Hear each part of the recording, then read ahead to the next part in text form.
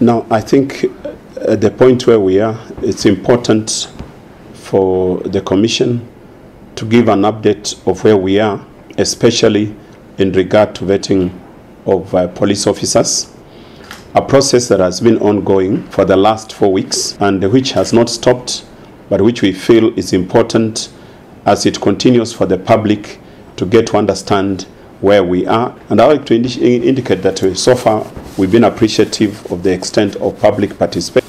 The Commission is now back from the vetting that was carried out in both Mombasa and Kisumu, and we are set to embark on vetting of traffic police officers who are based in Nairobi and its environs. During the vetting in both Kisumu and Mombasa, a number of issues arose. One of those issues was what some members of the public considered to be serious or almost total focus on financial probity or issues around the ownership of property by police officers. I want to indicate that the Commission looks at 6 broad areas, as we have explained in the past, and financial probity is only one of those. However, it is easy for the media to pick up matters of financial probity, which include what officers own in their bank accounts, what has been shown in their M-Pesa, banking platforms. But while that is so, our view is this: the police has continued to be featured as the most corrupt institution in this country. And corruption is about what you take when you should not be taking from the public. It's about the use of office or authority to extort money from the public or property from the public. The Commission is not against members of the police service having property, living well, and being able to display the fact that they are good image of government officers. But what the Commission is looking at is the extent to which the public feels that police officers have misused that authority, and the extent to which something needs to be done in order to curb corruption in the police service and by extension in society, because our view is that the police are the best suited people to ensure that corruption is not taking place in society. They are the law enforcers. In that case, therefore, we want to say that financial probity matters will continue to be part of what we look at. And we want to say also that as we started the vetting, we have focused on other issues of professionalism or issues that relate to the respect for human lives, integrity of police officers. And as we carry on, you may notice as members of the public that there are officers, very many of them, who go out of the service or are sent out of the service on account of those other issues that relate to profession. Now, is vetting the only undertaking that this Commission carries out? I want to say that it is not the only undertaking. The National Police Service Commission Act does not in itself contain vetting as one of our functions, but it is brought out clearly in the National Police Service Act as a function that the Commission has to undertake as part of the transitional process from Kenya Police Force or Administration Police Force to the National Police Service. This is so important because to transit, there must be qualifications. There must be a way of sieving those who belong and those who cannot belong. The National Police Service Commission cannot just stop vetting because it is uncomfortable to some people or is uncomfortable to police officers, because should we do so, we can be indicted.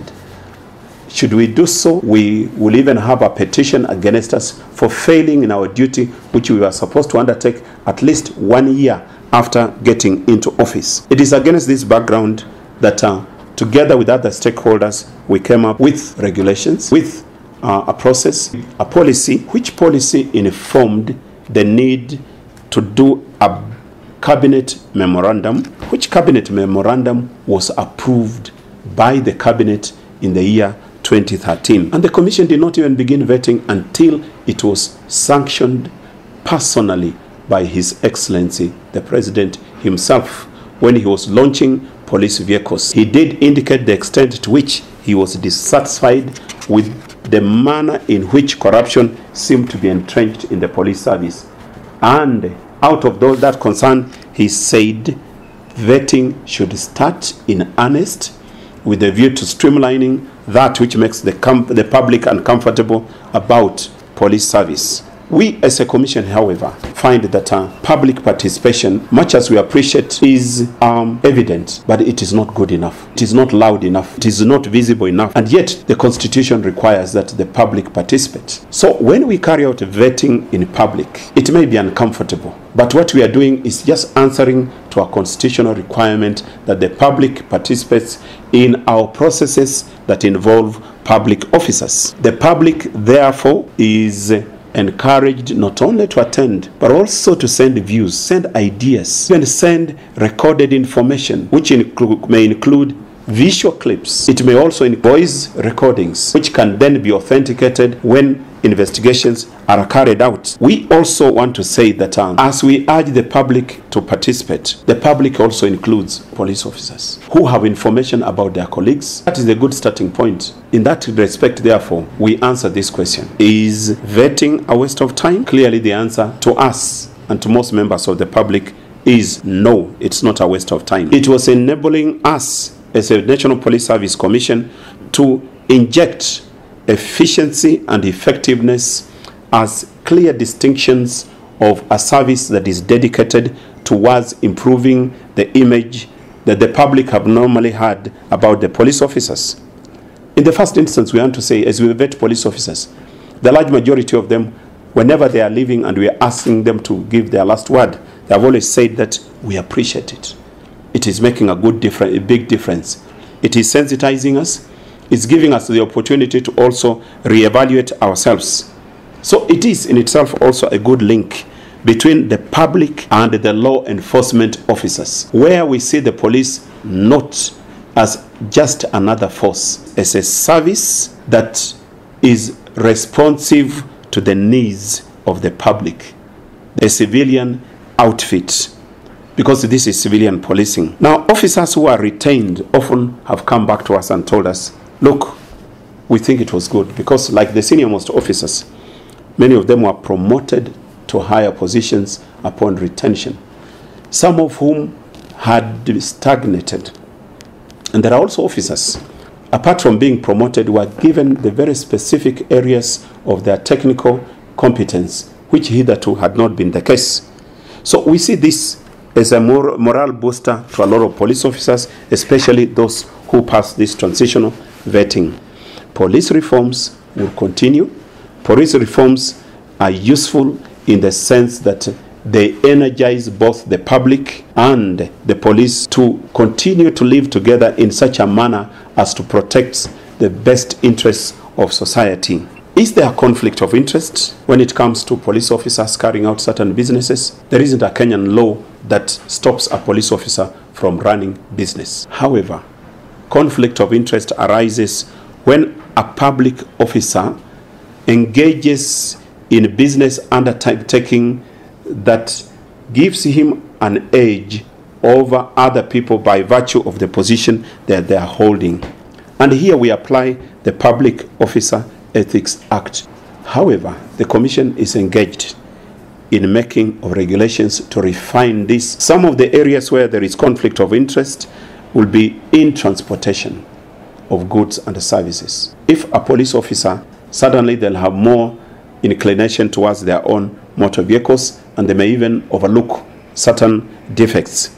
An officer also involved in running a bar or wines and spirits, among others, will be in conflict of interest because the hours of drinking are regulated by the law, and the police officers are expected to enforce the same. The National Police Service Commission was created by the Constitution to recruit and appoint persons into the police service, to confirm appointments into office, which is our day-to-day undertaking, considering that the service is comprised of about 80,000 police officers. To determine transfers, the Commission also determines promotions to ensure also that standards which have been set are in place. When it comes to disciplinary control, that is another of our functions, including removal of people who should not be in the police service. The Commission also reviews decisions that have been made on discipline. The Commission also listens to appeals, and that is a very large area of our functioning on a day-to-day basis. The Commission has come up with regulations as part of our duty and responsibility. We have regulations on all these functions that I have just mentioned, and the most important, the Commission now has in place, and which will be launched very soon, a scheme of service that clearly defines the career path and development of police officers, so that anyone joining the service is not left wondering when they'll climb to the higher echelons of the police service. We also look at the terms and conditions of service for police officers. Finally, I want to make an appeal to the members of the public. Participate. This is your police service. Give us information positive on the vetting of police officers. Give us information on how best we can continue to reform the service. Those video clips you have, which you have taken secretly, on police officers performing, and they have done exemplary work, let's appraise them. Writing of that confidential information. And finally, attending of the vetting sessions. This will be critical to the decision making that the Commission has to undertake from time to time. I thank you.